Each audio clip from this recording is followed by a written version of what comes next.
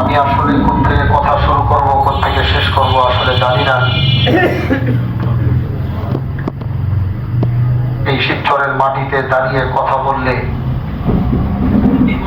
ভিতরে এক অন্যরকম শক্তি আমার ভিতরে অনুভব হয়।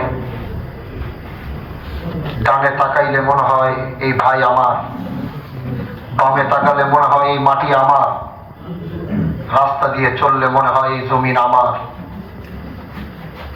কারণ এটা এমনি এমনি হয় নাই। এই পর্যন্ত আসতে 250 বছর পর্যন্ত আমাদের অপেক্ষা করতে হয়েছে। 250 বছর ধরে এই পরিবার দেশ ও জাতির কল্যাণে যে সংগ্রাম করে যাচ্ছে, সেই সংগ্রামের ধারাবাহিকতায় আজ আপনাদের হানজালা আপনাদের সামনে দাঁড়িয়েছে। আমি এখানে কোনো বক্তব্য দেওয়ার জন্য দাঁড়াইনি, সংক্ষিপ্ত দুইটা কথা বলি শেষ করবো। আজ আমাদের এটা এমনি আমাদের একটা মত বিনিময় সভা ছিল, কারণ আশেপাশ থেকে সবাই অস্থির হয়ে গেছে। সবার ফোন মেসেজ বিভিন্ন জায়গা থেকে। কারণ আমার মনে হয় গোটা বাংলাদেশে আমি একজন প্রার্থী যে নির্বাচনের সবচেয়ে অল্প সময় পেয়েছি প্রচারণার জন্য। কারণ যেদিন তফসিলের শেষ দিন তার 2 ঘন্টা আগে আমার মনোনয়ন পত্র জমা হয়েছে। তো আমি সবচেয়ে অল্প সময় পেয়েছি। কিন্তু আমি সব সময় সবাইকে একটা কথা বলি, আমি সবাইকে একটি কথা সব সময় বলি যে আমি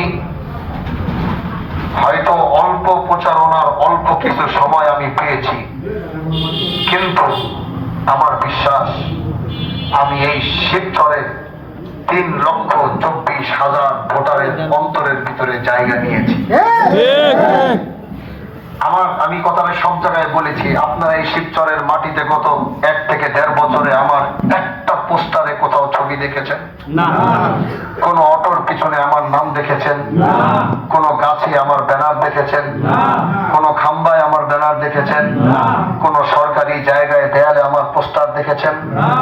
গত 1.5 বছরে এখানে কেউ বলতে পারবে না শিবচরের কোন অলিতে গলিতে ঘাটে রাস্তায় আমার একটি পোস্টার বা আমার একটি ছবি আপনারা দেখেছেন? আমি এই কথাটি বলেছি। আমি পোস্টারে জায়গা নিইনি। আমি এই দেশের মানুষের, দেশের যুবকদের, মা বোনদের, মুরব্বীদের অন্তরে আমি হানজালা কিছুটা হলেও জায়গা করেছি।